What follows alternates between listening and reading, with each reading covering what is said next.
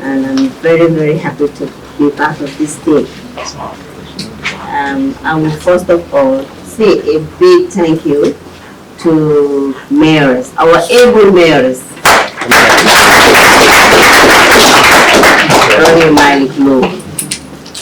Ronnie, she's very unique in this country because she's a woman and she makes sure she has fought for all of us by working very hard to make sure all Gambian women and youths will one day be somebody. Ronnie doesn't say anything for herself. She's a woman who is always in for Banjulians and Gambians in any level. She doesn't think of herself, she's always thinking of us. I remember when I had this institute, it's just a short story that I want to tell you about Rohim before, because apart from everything, she's the number one in this whole program. I started my institute without no support from nobody but Almighty Allah and my family with the customers. So I advertised the institute, and then she was the first person to support some young girls to come and join the institute. I'm thankful for humanity. And I would say congratulations to you all. Ida's Ideas is a unique name in this country because of my hard work that I did. It's not easy, and if I want to start the story of Ida's Ideas, it's going to take a long time, but I will just brief it. I started this institute 5 years ago, and when I wanted to build this project, I discussed it with few people, and then they said, Ida Free Gambia, you linga the family, so I will support you easy.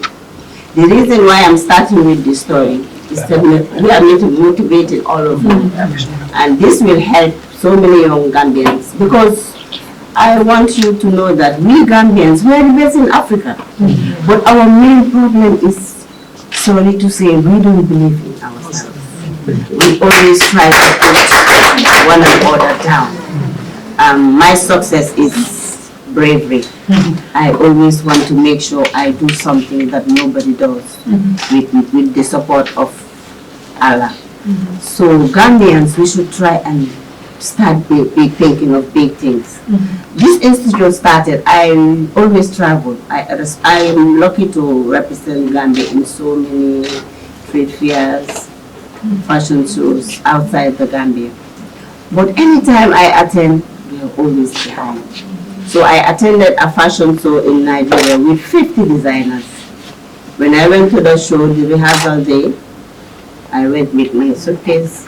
I designed something that was very unique. And I knew what I had in that suitcase was going to be a unique thing in that whole program.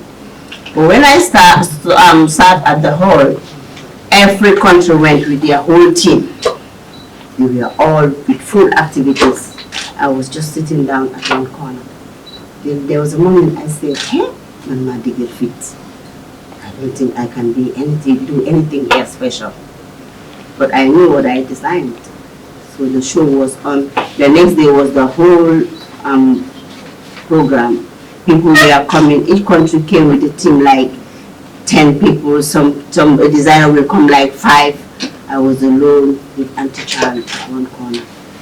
Then when the show started, I designed a dress which I made of malo sauce. I went to Casamas and found this raw malo sauce. I designed a dress, full long dress with this malo sauce that I created, the earrings and everything. So when the show started, it was so like bombing. Designers were coming, the noise. I was sitting down at that corner. Then I said, Mama, they get fit. Female show is too big for me. But I was lucky, they gave me a very beautiful girl who was wearing my outfit. I'm just telling you this story to let you know that we Gambians, we have talent, but we don't believe in doing it. So when this girl came, because they sent me her measurement before the show, it was fitting her so well. And then she was so happy and excited. She gave me hope and said, since I started modeling, I have never worn anything like this before. Then I said, then I think I have stand a chance.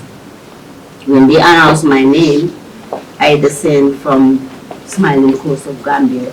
Then she came out. I was just sitting down. And then within a moment, the hall was like, I said, what is going on? Everybody was screaming, noise. I said, what is this?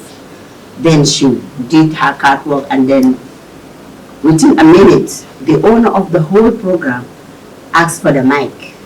And then she said, if I'm even saying this story, I feel a bit emotional, yes. She said, we are shocked for this smallest country in this show has hit the whole show with her design. And then everybody they called me on stage because I was like, I just attended. I went to the stage barefooted. I didn't even wear my shoes. And when I entered the airframe, the whole show, and Jan came to with something else. So from there, I said, I think we Gambians, we have to take this tailoring idea to another level. Not only tailoring, but fashion and designing. That was how the whole the inspiration of coming to build a fashion and design training institute came. Then I said, when I go back to Gambia, I want to change it to another level, which is I'm going to build a fashion and designing training institute. Because we have talent, but we are always copying. Gambians are always copying because we are in a normal level. There is nothing that is going up. It's just tailoring. When you want to design a style, you have to buy liver from or this store from Senegal. If you want to make a beautiful and very unique outfit, you have to take it to Senegal. I said, either will try, even if I cannot stop it 100%, I will do my best and take this to another level. And so when I came, I built this institute, and then I started to tell people what this whole, because to be a designer is not easy. It's a very long journey. And the level we were is just tailoring. You cannot find, if I want to have a professional tailor, I have to go to Senegal. I either take a Nigerian or a Senegalese. And I said, why am I, were we still on this level? We Gambians, we are talented. So, but the only way I can do that was to take it to another level, not just the tailoring area. So then I started doing my research. I trained my daughter, and then she went to England for 4 years to be, because I knew I was going to need, it was going to be easy. I was going to need her to work with me. And then she did it for 4 years. When she came, I was almost at the level of finishing. And then she joined me. But it was so difficult to even have trainers to train those students. So that is how the level of tailoring and fashion was stepped down in this country.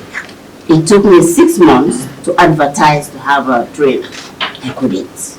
When you come, if I interview you or my daughter interview you, you are not qualified.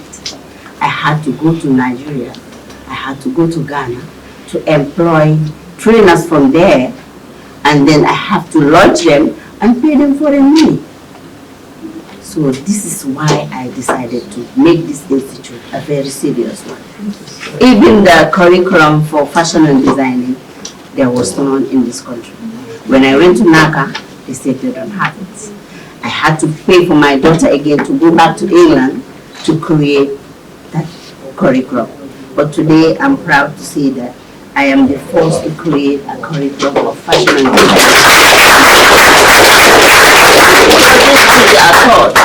But today, when you get up, the first thing you think of is, what am I going to wear? So fashion and design is, I think, it's #1 in any field. You can be a fashion a tailor, but if you are not a fashion and design professional one, you cannot be a professional.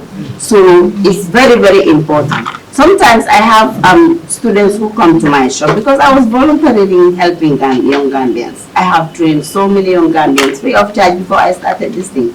So if you come and then you start with me, if I ask you how long have you been doing this, you said I've been doing it for 3 years. 3 years and you cannot do nothing. Because why? It was just tailoring. So, but with this, the ideas, we have a training area of how to cut. We support you, will help you to create. You have to learn how to design, because you cannot be a fashion and design. You cannot be a designer if you are not creative.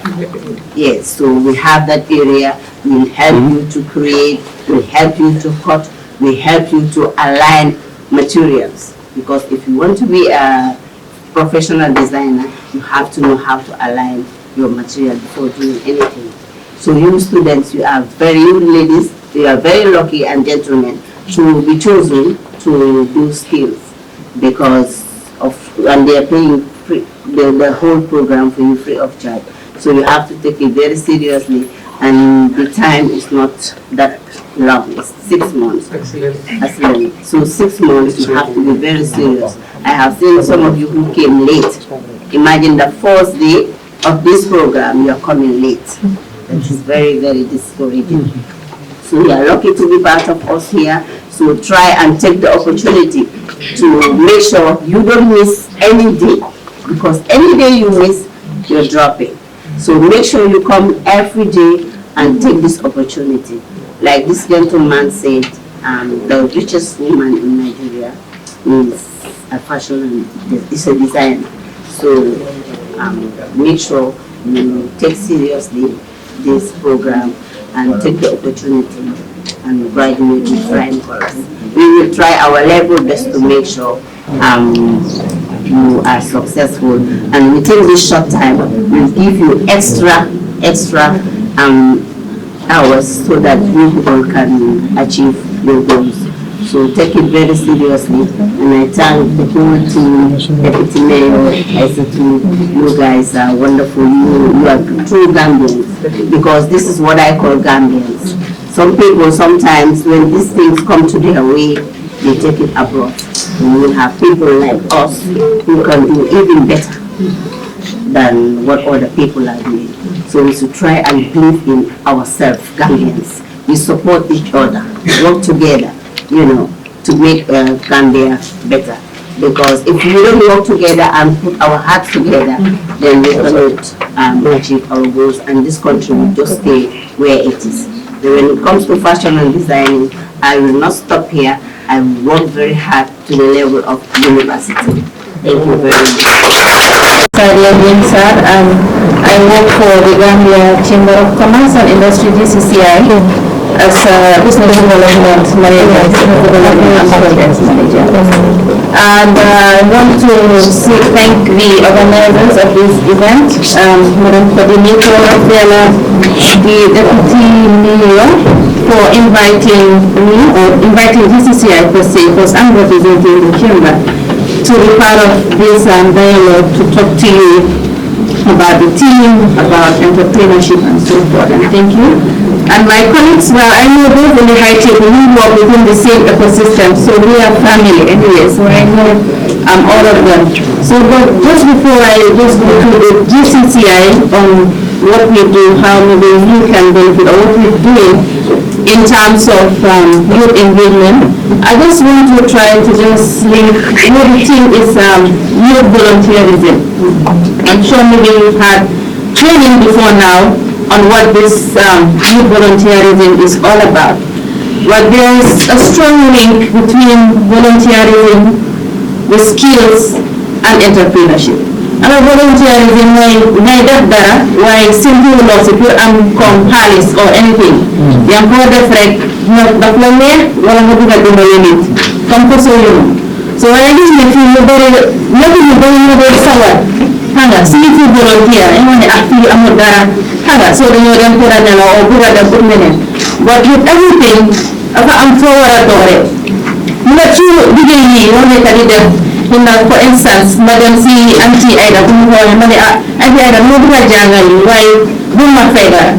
And Madara, why my Yamada, my Yamada, my I'm skilled.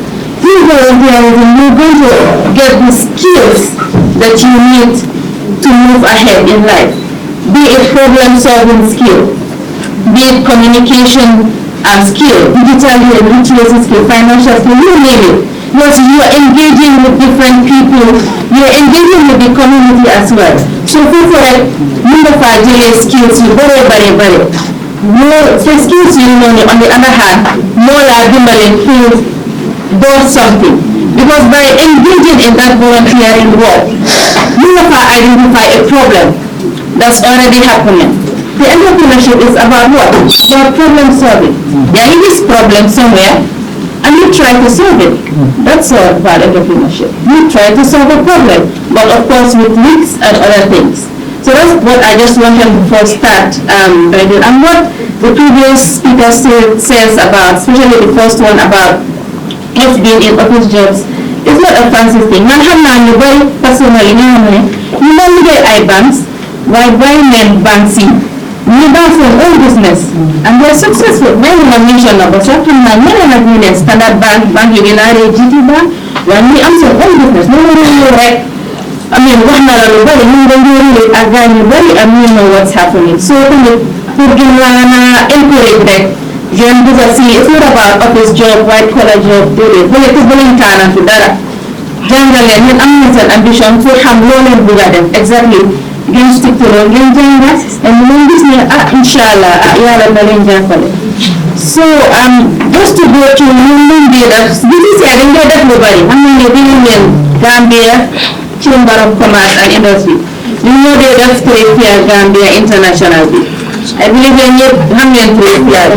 So the nobody was in primary lobby. My advocacy, my name from real businesses that from businesses over jafe we make a face. This is environment. It's for us who work at movie. Who say nothing in solve problem. We are solely private sector, and they are moving while making the legal movie. Understand that? So I engage us with them as much as possible to try to solve issues that businesses within the environment are facing. In the business, obviously, we have a lot of issues, taxation here and there and that. So always in primary role advocacy.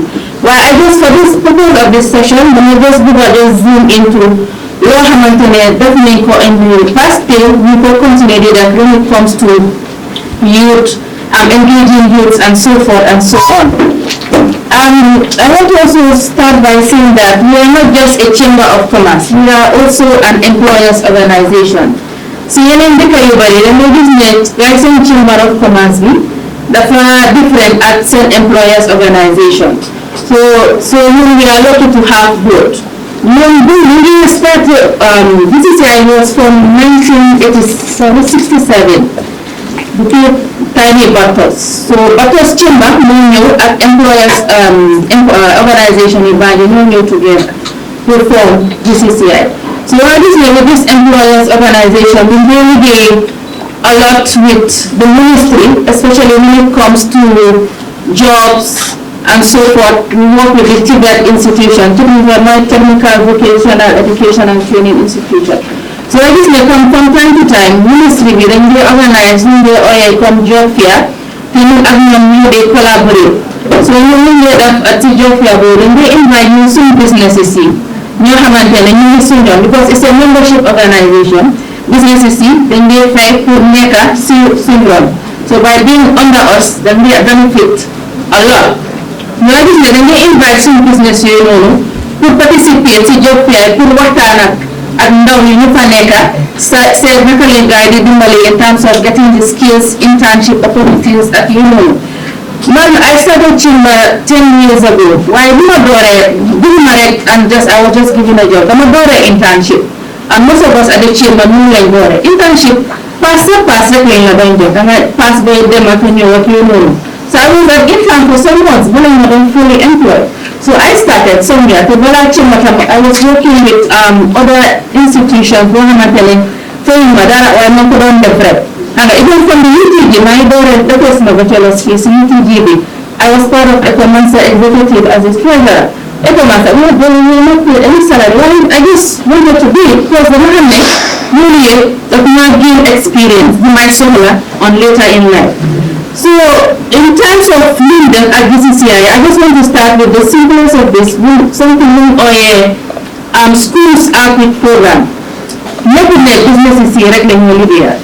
Then they try as much to also bring together knowledge, how you make a senior schools and so forth. Online programs you have maintained them name, schools here, then you select schools you have maintained them name for and at 1 or 2 business, you manage business, what can at no civil entrepreneurship. On the other hand, this evening I suppose you buy some of his name the consent school organizer by excursion who know young who learn about business, locally so at your so it's one of the key at that level. When you have penetrate mind of knowing, we don't think entrepreneurship, right? Don't be halal if his skills at your and it's been halal when some bank wala fila and it's both be halal at that age. So that school outreach program is meant for that purpose. And there's something called the Digital Jula. It's an initiative that we drove in collaboration with our partners. Digital Jula means that's what I'm an entrepreneur, so I'm then give a guy who on board or a e-commerce platform. And then you make in a place where you make internet, so everything is internet. Because what is it? Let us see internet be on a platform. You are in the customers, you want face to face also. So that is then do a guy see who on board send products in. You do a guy send products in. You make a see website be platform. You use Afrijula and other platforms. Who just for their products, put visibility, put handsome products in, and you do not generate send products platform. You know. Just have a good news and you go introduce just after we COVID. Because after we COVID, you must say, I'm going to make a little job. Guy, I'm going to die. So you see, entrepreneurs, you need that, then work with you and give them the work. You need to do something. Guy can move your product, business. So no matter how you go on that platform, the other platform, training guy on how to use the platform, training guy on how to access finance as well. But then going back to the or a crowdfunding. But then the guys, the platform will raise funds for their own business. And it has worked successfully. Definitely a series of digital Jula and trainings, 1, 2, 1, 3.0 and so forth. And trainings that make a dinner for youth and women to be specific is something we start and improve your business. Happy to be here this morning, really, Boka, in this panel. Very important. New Giram Lord Mayor Rohim Malik Lo for the initiative. And that you now congratulate Yanni Boka in the pilot of the project. Now, so Boka in the pilot project, it does 2 things. It's either mu succeed, mu succeed, you gërëm ko, mba mu fail. That second phase do and then you blame ko la yena tax second phase amut. So for all of bulen nangu pour sa réré ci yeen. Your responsibility is to make sure ngeen def li ngeen def yobu project bi to a level bo xamne partnership dinañu contact. Phase 2, so you in the dollars, in the $5 because near phase 1 be definite responsibility beyond expectation at the partner contact. Program very fail because first phase bad fail, second phase amount. So my book in history for Hamid or Malik Law has done her part. It's a project Banjul project be fail because near first phase be definitely motor second phase. I'm not sure we want to be part and parcel of that history. So I'm not the responsibility, then make sure you fulfill the responsibility that we have as young people. Project has even gone to the extent of even providing us a stipend. that ne mu ngi laa even jox pass boo xam ne mun ngay di la jàngal métier boo xam ne one in fact da nga waroon a fay pour jàngal ko in the first place léegi ñu ngi laa fayal an entire probably 6 months booy jàngal métier amul si loolu rek ñu ngi laa joxaat pass pour nga jóg get up in the morning dem jàngi and then you come back again.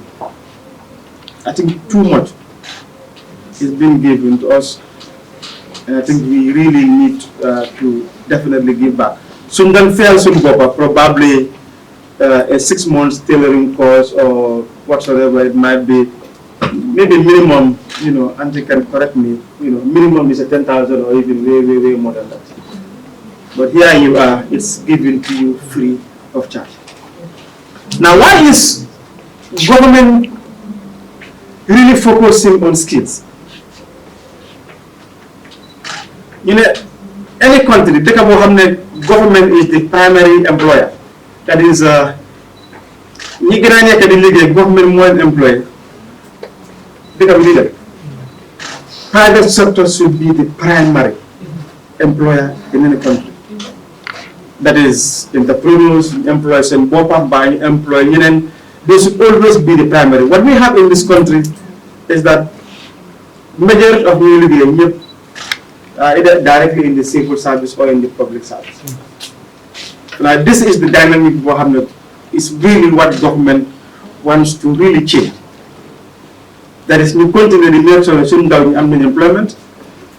You have too many young people not employed, not doing anything actually. That is not in education, not in entrepreneurship, not in training. That is a dangerous cohort of young people to have in any country. Not in education, not in entrepreneurship, and equally not in training. That is, all they do is wake up in the morning, be at the ghetto, whatever they do is drink attire or do whatever that we need to do the whole day. That's a dangerous cohort of young people to have in any country. I think this is the intention that government really want to address, and that's why there's a lot of focus on Tibet.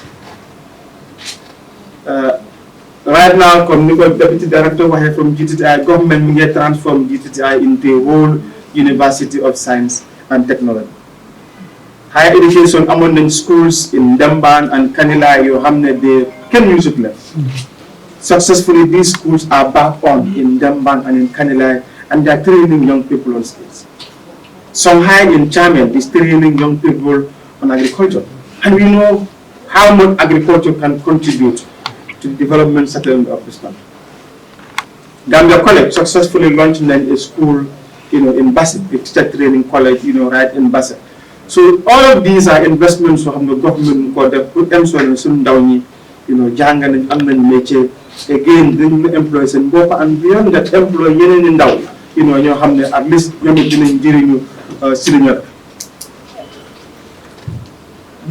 all these investments are important, but soon we succeed, we as young people must participate in these investments.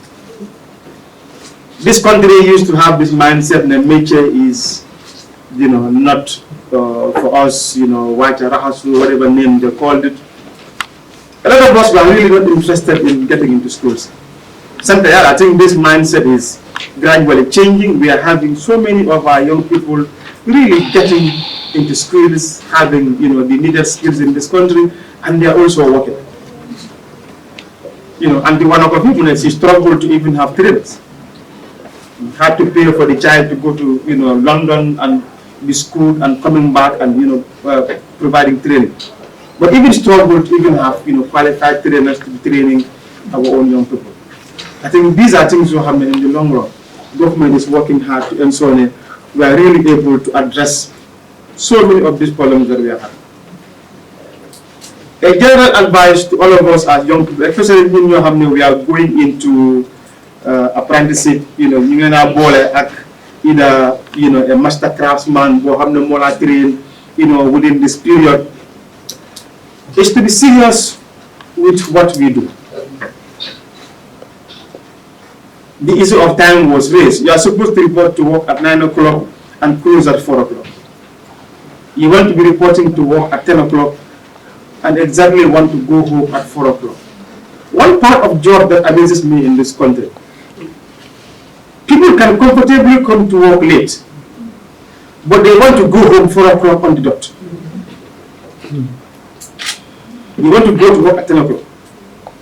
But so far, no, you need to stay an extra 10-20 minutes more than 4 jobs.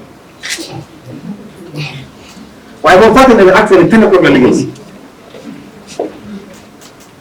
Or Muhes actually news and I call it a new small motion.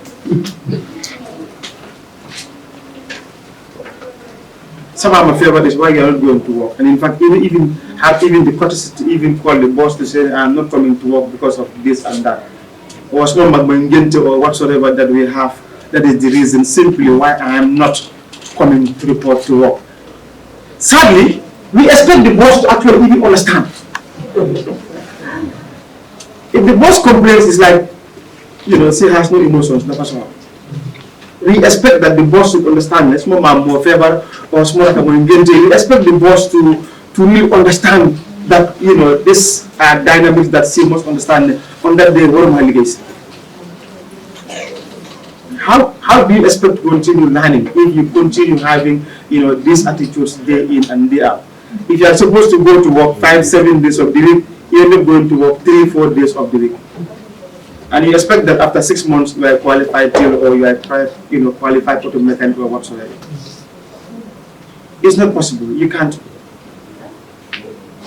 And sometimes again we are assigned tasks, and the other side is you looking at what your boss gets. Small boss again made $10 every day times. Did you know what your boss went through to get to the level Guntor? Here you are being trained and you want to take up to the boss. But if the boss gets home, if the boss takes home $5, I should take home $4. No way to find. Some boss doesn't know the use man, doesn't know the job, the whole day, do that. So what I said, you pass. That's how they want to talk. You want to be equal to the boss. The boss was a number dollar for 10 good years. But I'm dead. Yet after 1 month, you want to be equal to the boss. And this is the general mindset of us. That I want to be equal to the boss after 1-2 months, I want to be equal to the boss. It's not possible.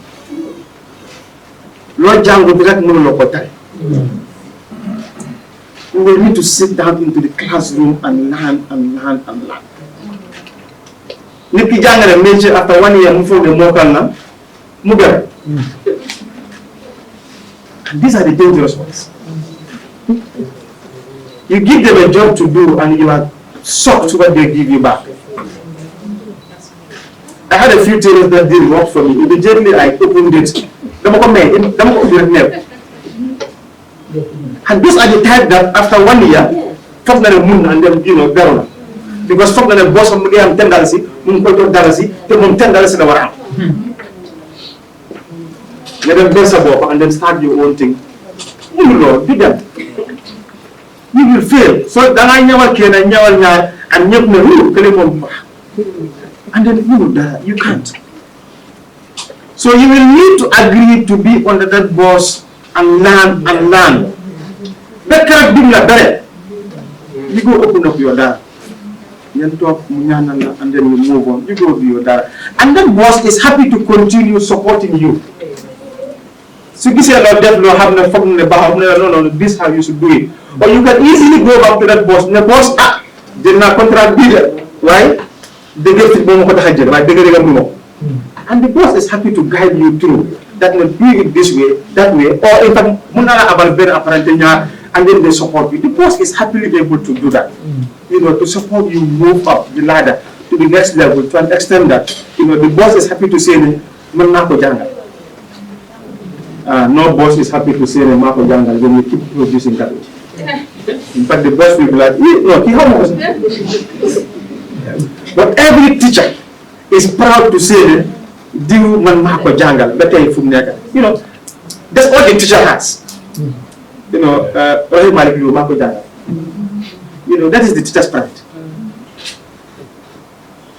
But no teacher is happy to say that young guy taking course on the street maa ko jàngal. I've never had a teacher saying that young guy taking course maa ko jàngal. Dégg nga my president bi maa ko jàngal. I've had that not once, not twice. Minister bi maa ko jàngal. I've had that not once, not twice. But that drug addict maa ko jàngal. Maybe keneen dégg nga maybe keneen dégg nga man de dégg nga. No teacher is happy to associate with any young person that is in fact, no one is happy to associate with any young person that is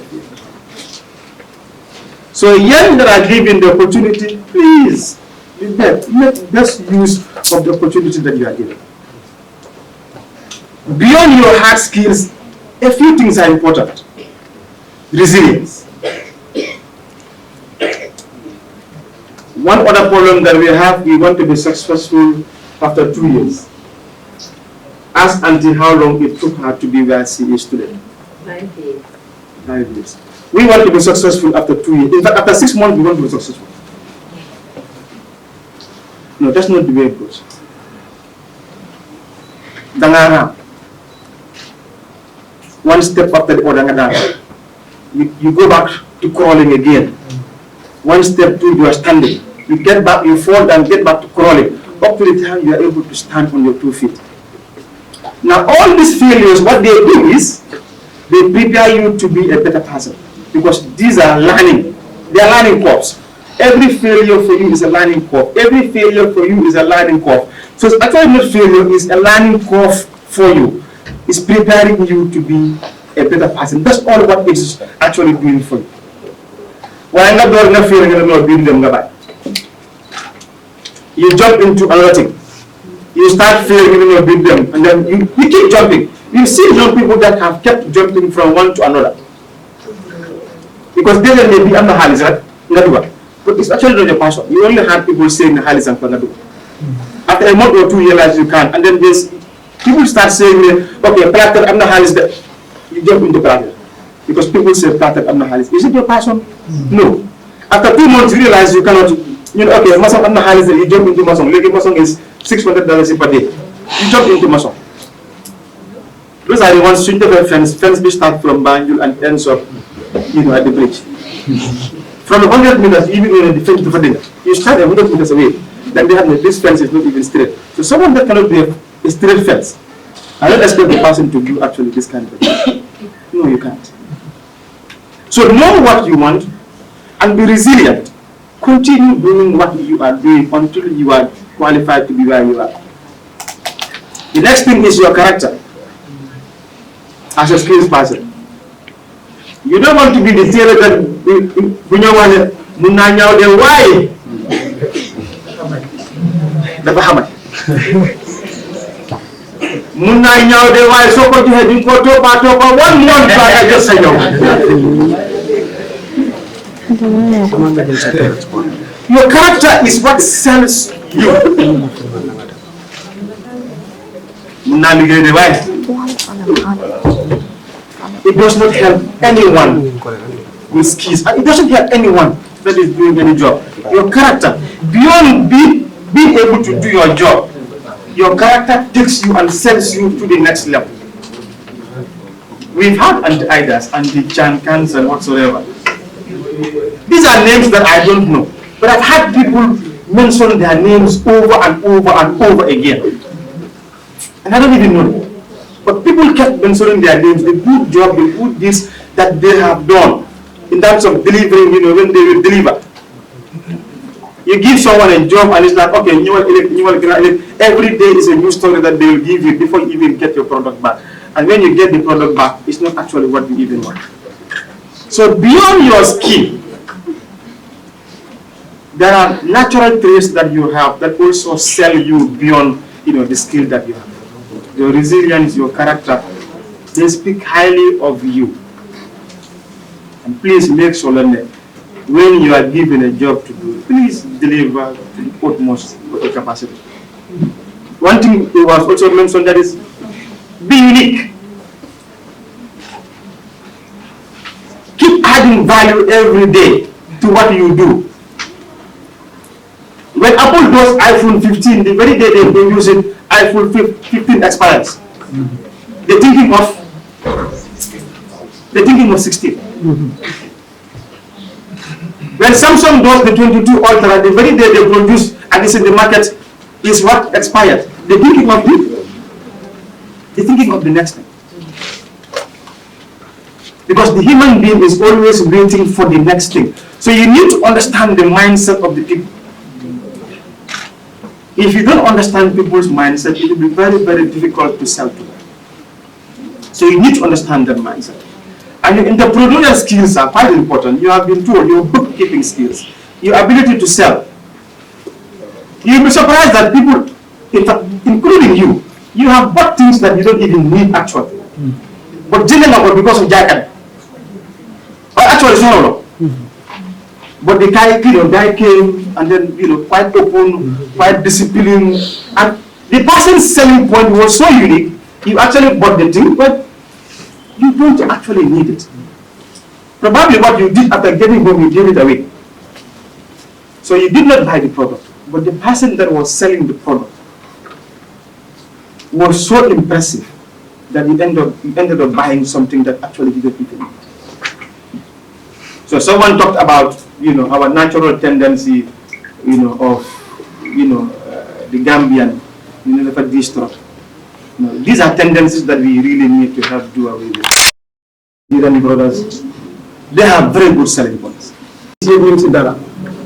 amul kenn ku nekk di yëngu si dara jaar-jaar nag képp moo ko am doomi aadama bu fi nekk am nga jaar-jaar kon jom ak fit moo laa tax a yóbbu fi nga bëgg a def soo amul jom bi amuloo fit ñoo dem parce que métier bi nag nit ñuy jànga ñëw salon bi kuy dem def fiita bi yëpp am na njëriñ bul gis ne kii mu ngi am lii man nekk ma di am lii am si loxo yàlla la nekk daf dee gaaw sometimes mu yi mun ngaa leen jàngi métier nga doon toog koo xam ne fii la jàngee mu gaw la nga ne man mu demoon fële ñëwaat kii mu ma raw xaaral ma dem sëriñ yaaxa ko at the end sa bopp nga yaaxal loo mun ngaa liggéey yëpp baakaar la amuloo si lépp ci yàlla amuloo si yàlla soo ñu tëraay xaste bi bari na trop si ndawi Banjul lii na nekk loo xam ne dafa nekk ay l'énergie ak crédit boo xam ne àdduna si ñëpp a coow xale Banjul soo gisee Banjul yoon soo demee Komba sa dañ dee plan soo def Banjul nga jógee dana ne hey kii de waa Banjul la parce que dañ foog ñun am nañu yëpp dig la liggéey bi parewuñ ko da ngaa liggéey 2 days 3 days nga bàyyi sa poche fees la waaye métier bi soo ko munee sa bopp soo ko mun sa bopp parce que képp ku nekk bu nga teral sa waajur nag daaxul dara lu dul tey nga am saa ñaanal la dafa nekk trop waajur bu jigéen nga bégal ko dafa nekk waajur bu góor nga bégal ko dafa nekk islam daf ko on ñetti yoon man bu ma ñàkkee suma yaay dama dee toog ba léegi di ko jooy ndig bu ma jànga ñaw daf ma si ñaax ne ma Omar kañ nga maa ñëwal ma sol ma toog si ñaw jànga ñaw di fenkaana loxo laa jaar dem si benn Gambien moom ma ci kaw ne yow doo musa mun ñëw sa lay ma góos boobu ma ne man dinaa mun ñëw ma dem si cee Gambien la mu jàngal ma dem mun gorofil laa njëkk a ñëw bu ma ñëwee gorofil ma si liggéey xaalis bu weex taal mu dem nag bay daanu ma ne déedéet kon lii rek laa xam xaw ma leneen lu ji jàng na school arabique laa def ma ne lii moom jamono bi moo doyee ñuy jàng english rek ñoo nekk di sori so man nag bàyyi ma jàngal yi bàyyi foos mun ko ma fexe gorofil boobu bu moo daanu rek ma uti fu ma jàngee ñëw sempal boobu ma dem si ba yàlla def tey maa ngi mën a dogal suma bopp maa ngi mën a def lu nekk ñëw bu ma def lu ma ko dee ragal a def ndi koom-koom bi ak liggéey lu ma tax a ñor mooy Banjul moo ma ñor parce que ndaw yi Banjul yi fépp damaa gis si activiste bu nekk damaa fi damaa wéy damaa def lu nekk ba suma bopp bi lu fa nekk dafa bari dama di wax ne ñu jàng school yàlla may na leen ko mënuma binda waaye yàlla may na ma xel bi su ma waxee ñëpp déglu. I'm happy. My name is Adam Dureba, Mrs. Adam Dureba, and I'm the Director of SAS Cosmetology and Skills Training Academy. maa ngi ñëw fii tey pour bëgg a waxtaan ak yéen lu tuuti. Most of the speakers have highlighted most of the information I wanted to share with you guys. So, yéen baalal ma rek du gudda. But I just wanted to say something. Growing up, when we were going to school, dañu daan jàngal li ñoo ooyee things like home economics, cookery. We had vocational training in part of our academy. I always say one thing, not all of us are meant to sit down in the office wearing a tie and a suit. Some of us are meant to use our hands. We are skilled. I don't believe in ki clever or ki hamudara. No. If you buy a car that is worth $1 million, is when it's broken down, you go to the mechanic to fix it.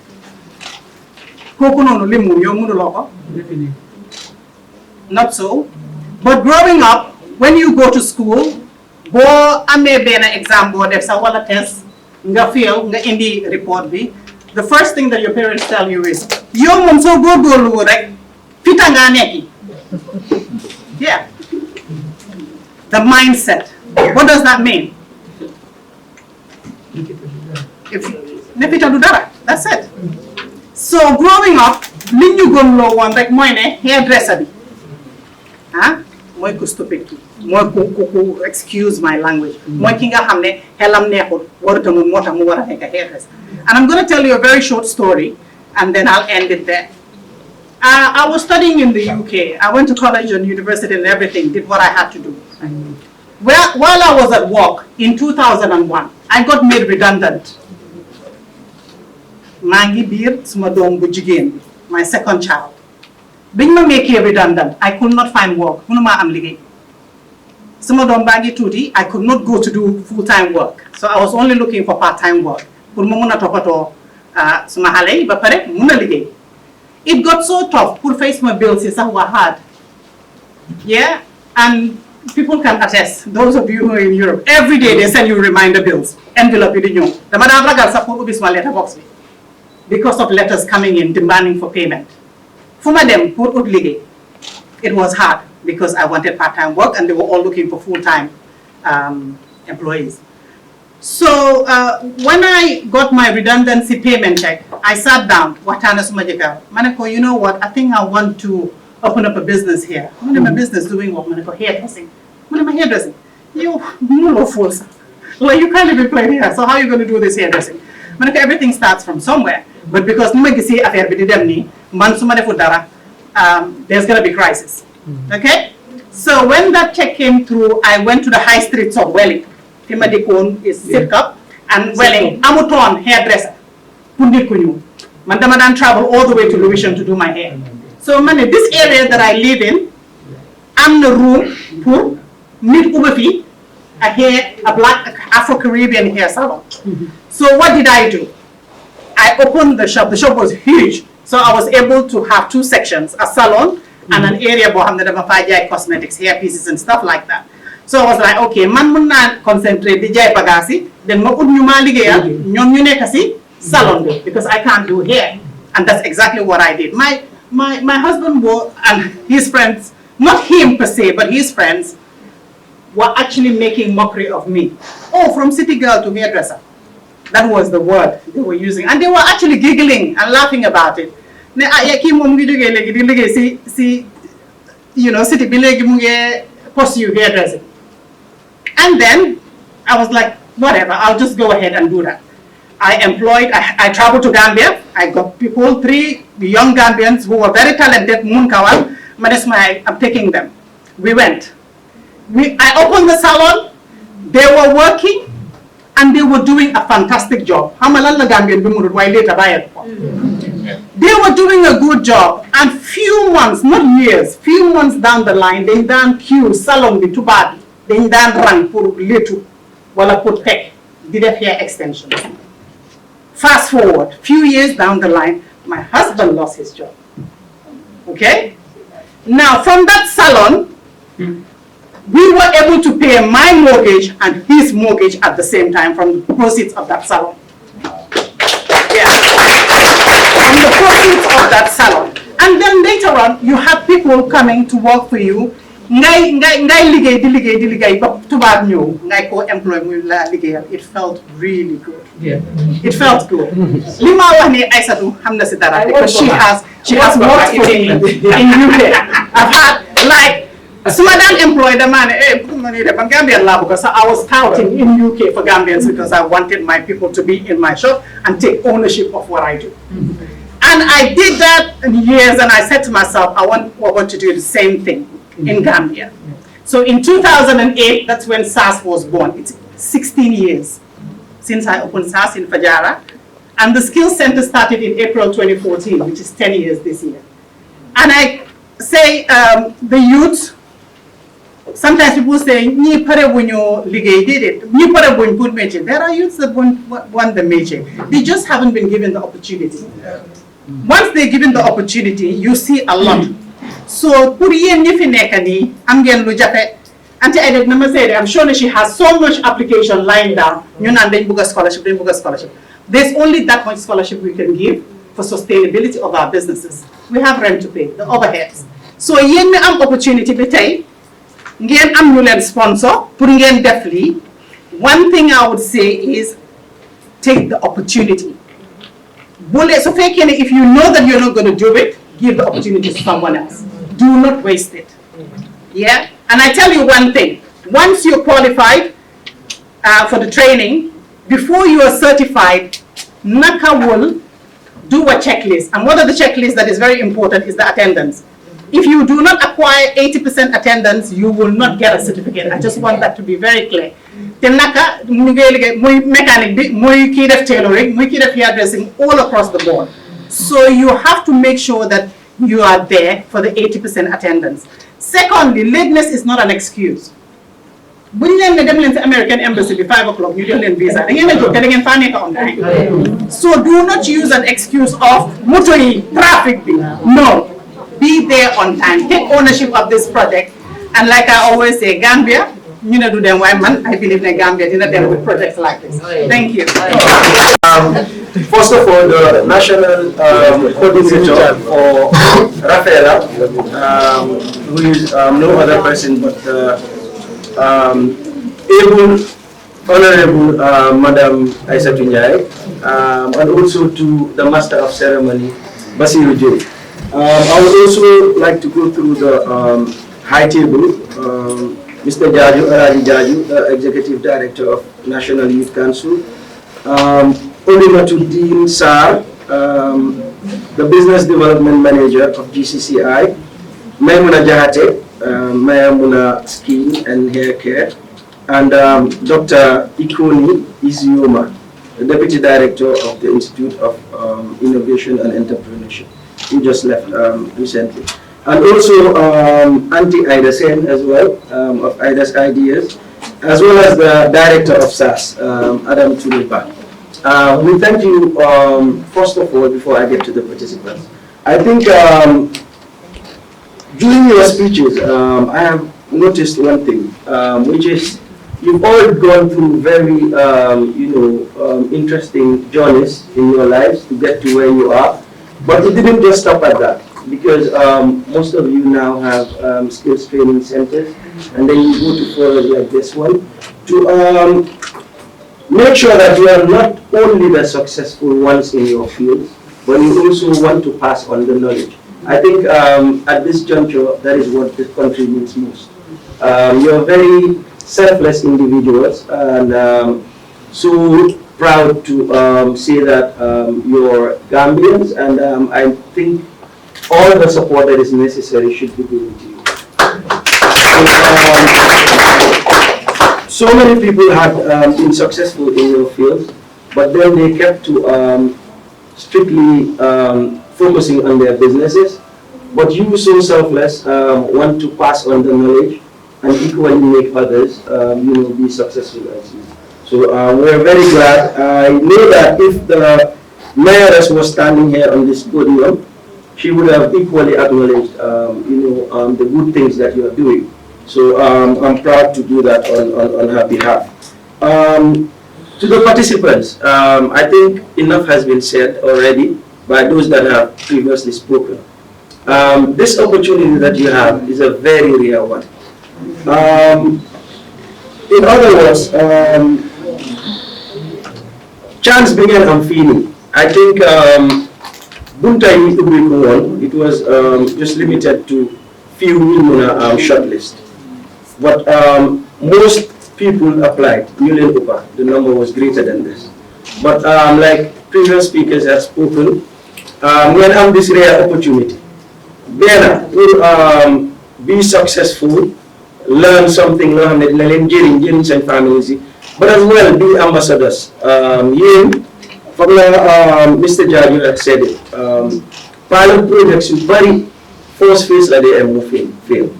All because Nico they were not, perhaps they were selfish, they were just looking back at themselves, at what they would make. But you take the opportunity be to make sure they make the best use of it.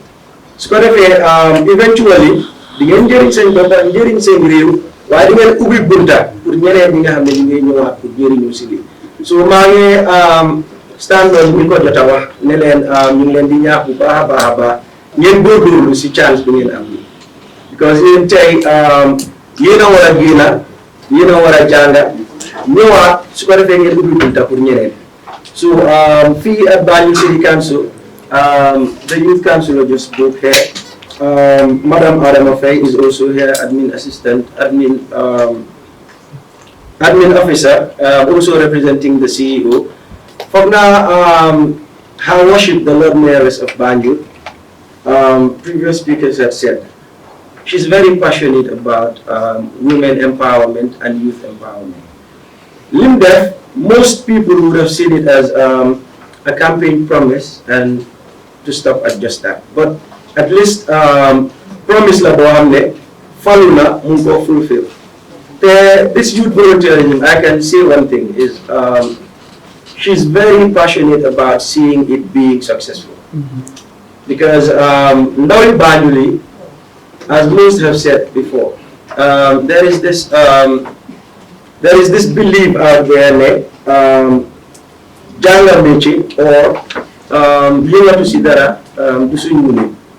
So I think more getting politicians, Haral Fineka campaign pass and Haral may just focus on some of the basic things that I should address in Banjul.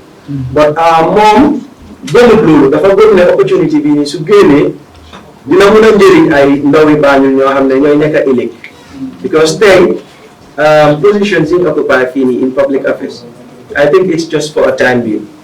So jamono bi ko occupy mom realize na ne it is the best time to do all you can to make sure ne leave na a mark boo xam ne soo fi jógee di nga njëriñ di nga transform ba pare di nga impact society in such a way boo xam ne soo fi jógee sax ñoom ñu dinañ continuer di mun a amee seen boppa dinañ continuer di mun a njëriñ Banjul kon yéen bokk ngeen si ñu njëkk a taana ñoo xam ne moom yéen a mun a ko mun a bañ a ruslu si coono bi ñu dem det si biti ba isi fi lii nii ñun nag si council we were very proud to see that opportunity bi nii ñëw na at our tenure in affairs.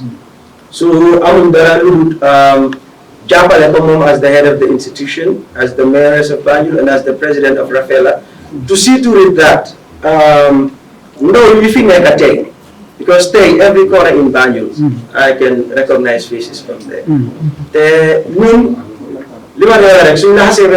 office, then I'm a very big obligation. Now you didn't know CEO, you didn't know CEO.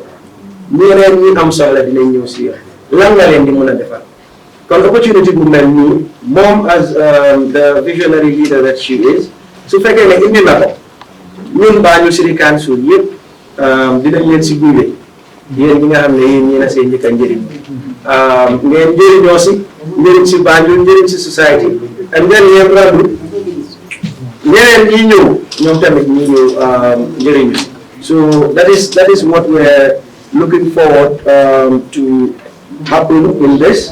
And then Manglindi wish all the success in this.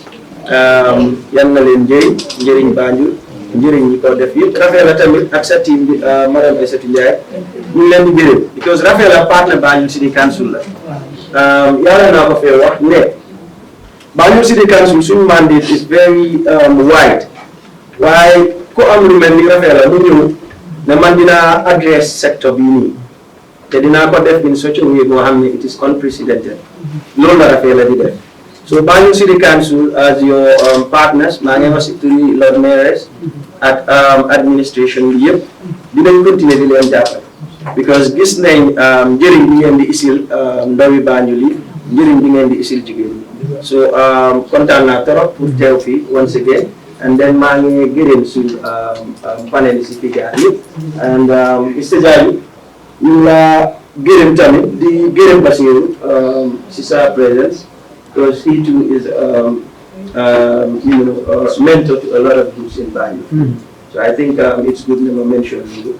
We have done very well. But I hope you see Fineka dinañ gis because it is one thing pour jàngat dara waaye it is another thing pour waa si am koo jàngal nga gis koo xam ne successful na si ba pare mu jóg di la wax jooni bi mu jaar because am na ku ko fi wax mu ne loo doonu taalibe doo si doon sëriñ it is good na because léegi-léegi nga gis ku dem be nga ne kii ñëwkat la o tiilo la o def na leneen a leneen nga gis muy sañse nga gis muy wax si plateformes yi ak yu noonu nga foog ne success am is overnight but it didn't happen overnight ku nekk am na jaar-jaar ñoom ñii ñëpp ku nekk jaar nañ toog nañ si façon yu bañ ngeen toog nii léegi na ñoom sax si bañ ñu toog nañ fa waaye ay AC nekk di leen fuuf or whatever so fokk rek nga am foo jaar difficulties nga am ko and be resilient always nga make sure ne yow it ëllëg si biir moo tax man is always good